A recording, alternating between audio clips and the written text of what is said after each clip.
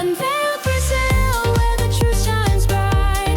Colors and culture. Welcome to the Deep Dive. We plunge into complex stories, cut through the noise, and really try to get you informed. Today, we're taking a hard look at one of Brazil's, most powerful criminal organizations, the Comando Vermelho, or CV. And we want to start with a recent story that's pretty wild, actually. It really shows how they adapt. Oh, absolutely. Just recently, there was this arrest in Cabo Frio. Bianca Duarte Franco, only 24, known as Anya. She was apparently the RH chief, human resources for the Comando Vermelho up in Pará. RH chief for a criminal group. Yeah, responsible for recruitment finances. Yeah. The reports say she loved showing off war weapons online, claimed the world belonged to the smart ones. Wow. That's quite a snapshot, isn't it? It really highlights this trend of criminal groups adopting almost corporate structures. It does, Yeah. like transforming traditional gang operations into something more sophisticated, business-like even. So for this deep dive, we've gathered a range of sources, news reports, expert analysis, even interviews touching on the justice system side. Our mission today is to give you a really comprehensive understanding of the Comando Vermelho, from its surprising start to how it operates now, its impact on Brazil, and the different, often conflicting views on its role. Okay, yeah, let's unpack this. What's kind of remarkable about the Comando Vermelho CV, or sometimes CVRL, is where it began. It wasn't born on the streets. It actually started behind bars. Behind bars. Yeah, back in 1979, it emerged from an earlier group, the Falange Vermelha, inside the Candido Mendes Prison Institute. That's on Ilha Grande, near Rio. That's incredible. A major criminal organization starting inside a prison, and I heard their initial motto almost was something like peace, justice, and liberty. How did that happen? Well, it's a stark irony, isn't it?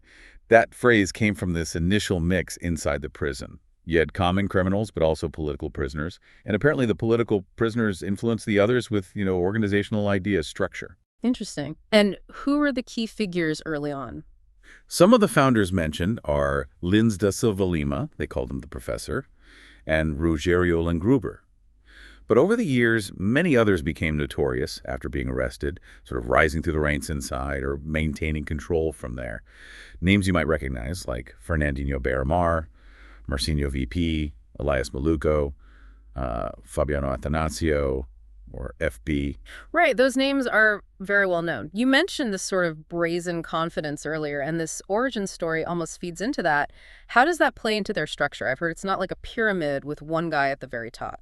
That's a really key point. Unlike maybe, the mafia stereotype of a single godfather, the CV is different. It doesn't really have one principal leader. It's more decentralized. Decentralized. How does that work in practice? It functions more through individual leaders who control specific areas or favelas, almost like local franchises, if you will. So capturing one big name doesn't necessarily cripple the whole organization. Okay, so it makes them more resilient, harder to take down with traditional tactics? Exactly. But for major actions, things that go beyond just one territory, that usually needs approval from, like, a collective command structure, a council of leaders. Got it.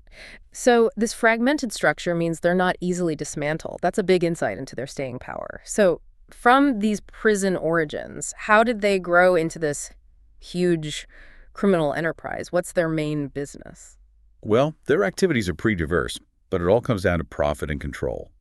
The primary income source is definitely drug trafficking, controlling routes, sales points, the bocas de fumo for cocaine, marijuana, crack. And the cocaine trade was particularly important for their growth, wasn't it? Hugely important. Their power really expanded with cocaine, especially from the late 70s into the 80s. That's when Brazil became a major transit point for drugs heading to Europe, but also a big consumer market itself, especially for, lower quality stuff. And it's not just drugs, right? They're into other things, too. Oh, yeah. A whole range of stuff. Cargo theft, carjackings, bank robberies, armored car heists, extortion, kidnapping. It's a wide portfolio. It sounds like a diversified criminal business, but it goes beyond just crime into actual territorial control, almost like a parallel state with taxes. It runs incredibly deep, that control. In the communities and favelas, they dominate, they impose their own rules, and yes, they collect fees, taxes from residents, from businesses. Can you give an example? Sure. There was this report about a restaurant owner in Rocinha. She said the CV started charging her for things that basically mirrored state taxes, like property tax, even electricity bills.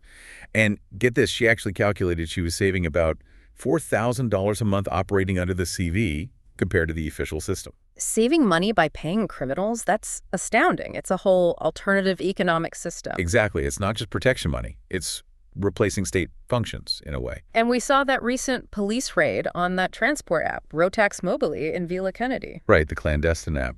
Generating 1 million rays a month, apparently. 1 million a month. And they forced the mototaxistas to use it. Yeah, reports say they were coerced.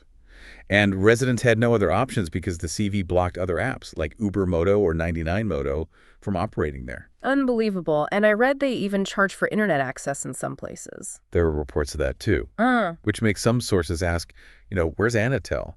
Brazil's telecom agency, why isn't it providing or regulating services there? It just shows the depth of their control, how they've embedded themselves into the fabric of daily life in these areas. Absolutely. And it's not just economic control. It's backed by serious firepower. We're talking heavy weapons. 7.65 millimeter pistols, Beretta machine guns, Uzis, automatic rifles, grenades, even specialized gear like laser sights and custom ammo. And that statistic about the rifles. Yeah, it's striking. 70% of rifles seized in Rio are reportedly American-made. That points to a massive international arms trafficking pipeline fueling the violence. And their reach isn't just Rio, is it? They're all over Brazil. No, far beyond Rio. They have significant presence, ramifications in many other states. Pará, Rondônia, Espírito Santo, many others. And critically, they often have a dominant presence inside the prison systems in those states too. It's a cycle. So it's clear the CV is way more than just a gang. It's this complex, powerful force deeply impacting Brazilian society. And part of that impact is this idea of social control, stepping into the state vacuum. Exactly. In many poor communities where government services are weak or just absent, the CV steps in. They provide kind of parallel order, sometimes even basic assistance, though it's obviously self-serving. Which creates this environment of, fear, but also maybe reliance. Yeah, fear, submission, but also reliance sometimes. It's a really complex, difficult dynamic for residents. They're caught in the middle. And this brings us to their relationships with other big players, other factions. It's not exactly friendly, is it? No, mostly violent and constantly shifting. Historically, their biggest rival has been São Paulo's first command of the capital, the PCC. They have a really bloody history. There was a major break, a rupture, in 2017. The PCC reportedly executed, I think, 56 CV members in a prison in Manaus. Horrific. 56 people. Yet, despite that, didn't intelligence recently suggest they might have formed a temporary truce? Yeah, that was really interesting. Reports came out maybe April 2025 about a temporary alliance, code names like São Paulo and Rio offices. The goal seemed to be pressuring the federal prison system together. For what? Specifically, trying to get intimate visits reinstated for leaders in federal prisons. Common ground, But apparently that alliance fell apart within just 3 months. Why so quickly? The report cited, fundamental differences in how they're structured and just ongoing fights over territory back on the outside. The rivalry runs too deep. So even when they try to cooperate on something specific, the underlying conflict wins out. Seems like it. And beyond the PCC, they're constantly battling other groups too, like the Terceiro Comando Puro, the TCP, and various militias, especially in Rio. It's all about controlling territory. Right. There was that example in São Paulo, the Bonda Bagralo gang. Yeah, they allied with the CV against the PCC. Yeah. And reports said it led to a total bloodbath, dozens of murders. It's incredibly violent. And this tangled web, it seems to potentially reach into politics too. There are allegations, right? There are allegations, yes. And it's important, like you said, to present these neutrally as reports from sources, not proven fact. But yes, suggestions that organized crime money might fund campaigns or be used to corral votes in areas they control, even infiltration of public agencies. Any specific examples that have come up? Well, there's a claim by Marcinho VP, the CV leader. He alleged that former Rio Governor Sergio Cabral had ties to organized crime. He even claimed Cabral got something like 40,000 to 50,000 votes through him. Now, Cabral's lawyer strongly denied all that, but the allegation itself is out there. And wasn't there something about meetings at the Ministry of Justice? Ah, yes. That caused quite a stir.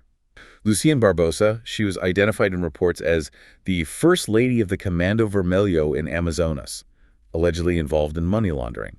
She apparently had 4 meetings inside the Ministry of Justice in 2025. That sparked a huge debate about, how easily someone allegedly linked to organized crime could gain access like that. That does sound alarming. And there were even broader claims about elections. Some sources claim the whole organized crime network, not just CV, sort of closed ranks around one candidate during an election, decreeing Bolsonaro no. One story was about a federal deputy being told he couldn't campaign for Bolsonaro in a favela, had to take stickers off his car. Again, these are claims reported in sources. It paints a picture of potential influence that's, well, pretty concerning, even if unproven. It definitely raises questions. And it feeds into this darker concept, the idea of the narco state and this kind of parallel justice system. What do you mean by parallel justice? Well, reports suggest that in some areas, essentially parts of Rio, criminals wield power almost like a government. There are stories of these tribunes du crime tribunals, operating inside prisons like Bangu. Tribunals inside prison. Yeah, reportedly holding video conferences to judge, condemn, and even order executions of people on the outside. They've even been said to correct errors, like when those doctors were mistakenly killed recently. The order to find the perpetrators allegedly came from within the prison system. Wow. It's like a shadow government operating from behind bars, making life and death decisions. It really is. It's a stark illustration of that state vacuum we talked about, and how the CV fills it with its own brutal form of order. And while they're involved in drug trafficking, violence, all of that, they also reportedly enforce certain rules within the favelas. What kind of rules? Things like prohibiting robbery within the community or cracking down on child abuse or domestic violence. So they're simultaneously criminals and enforcers of certain code, which just cements their control further. It's deeply perverse. This whole situation, it just raises huge questions about the legal system, especially the lawyers who defend these high-profile figures. We looked at Flavia Frost, who represents people like Beramar and Marcinho VP. Her view is pretty challenging. It really is. Her basic stance is that society's definition of crime is often manipulated, used for social control, for political reasons. She sees traffickers not as inherently evil, but as, quote, vendors of something that was criminalized to control poverty. So she thinks the whole system is designed to maintain privilege. That's her argument, that the punitive system, the war on drugs, primarily serves to maintain the privileges of the dominant class. It's a perspective that really forces you to question the entire framework. Is the current approach just reinforcing the cycle? And how does that translate into her legal strategy? She's not saying they're all innocent, is she? No, not necessarily fabricating innocence. Her focus, she says, is strictly on the rule of law, looking for technicalities, lack of solid evidence, procedural mistakes. She calls it defensive investigation. She actually claimed that in over 80% of the homicide cases she handled for major traffickers, they were technically innocent of those specific charges. 80%, that's a high number. It is. Her point is that everyone, guilty or not, deserves a proper defense according to the law to ensure a fair trial. And she's a big advocate for decriminalizing drugs, right? Very strong advocate. Sees it purely as a public health issue, not security. Argues the current drug laws are just a crude form of social control of poverty, hitting marginalized communities the hardest. And her approach to clients seems different too, humanizing them. Yeah, she talks about seeing them as people with complex backgrounds, not just monsters. And apparently she's even helped some leave the criminal life. Early in her career, she got known as the Angel of Liberty for helping hundreds get released, often on technicalities or sentence completion. Of course, taking on clients like that must come with risks. Public backlash. Oh, definitely. Public criticism, even threats, she says. But she seems committed to it, which clashes, understandably, with how a lot of the public feels.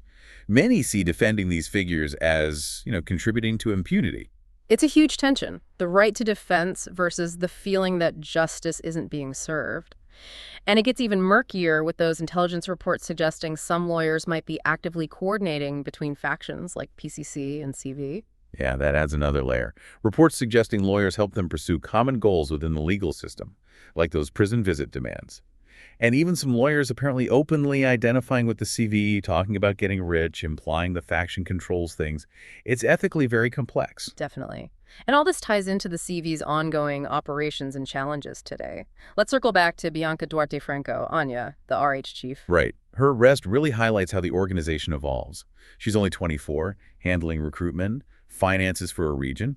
It shows youth and that functional sophistication we talked about. And then there's the rapper Orwam, Marcinho VP's son. That's a complicated story, too. Very. He was recently moved to a collective cell with other CV members in Bangu.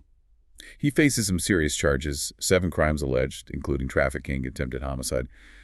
But he defends his music, saying he sings about reality, not glorifying crime, even though he has that tattoo of Elias Maluco, who he sees as an uncle figure. And his mother played a role in his path. Yeah, sources mentioned his mother as a key influence, someone who pushed him towards music instead of following his father's path fully into crime. It just shows the intergenerational pull, the difficult choices for people born into that world. It's a really stark example of the long shadow these groups cast. And finally, we should definitely touch on the international angle, the U.S. efforts or considerations to classify the CV and the PCC as terrorist organizations. Right. Why are they considering that? Mainly because of their huge transnational drug and arms trafficking, their extreme violence, and the destabilizing effect they have regionally. From the U.S. perspective, it looks like more than just domestic crime. But Brazil opposes that classification. Yeah, the Brazilian government's argument is that these are criminal groups focused on profit. Their motivation isn't political ideology or hate or religion, which is usually associated with terrorism definitions. Yeah. They see them as criminals, albeit very powerful ones. And classifying them as terrorists would have big consequences. Huge. Financial sanctions, freezing assets, much greater international law enforcement cooperation, potential military or intelligence implications. It's a significant step. It really underscores how far the reach of these groups goes now, beyond Brazil's borders, becoming a global concern. So as we start to wrap this up, it's just abundantly clear that the Comando Vermelho isn't simple. It's this deeply embedded entity in Brazil. Absolutely. Deep roots in history, in society, sophisticated criminal operations, and influence that stretches from, the favelas right up into corridors of power, allegedly. It really pushes us to look past the easy headlines, doesn't it? To think about the bigger picture, the systemic issues, that state vacuum, the complexities of the justice system. All the things that kind of allow these organizations to thrive, or at least persist so strongly. Which brings us to our final provocative thought for you, the listener. Given this incredibly tangled web puzzletation, the social factors, the economics, the politics, the violence that sustains groups like the Comando Vermelho, what does real effective security or justice even look like in that kind of context? And maybe what role can any of us play in just understanding these deep-seated issues better and maybe thinking about real solutions?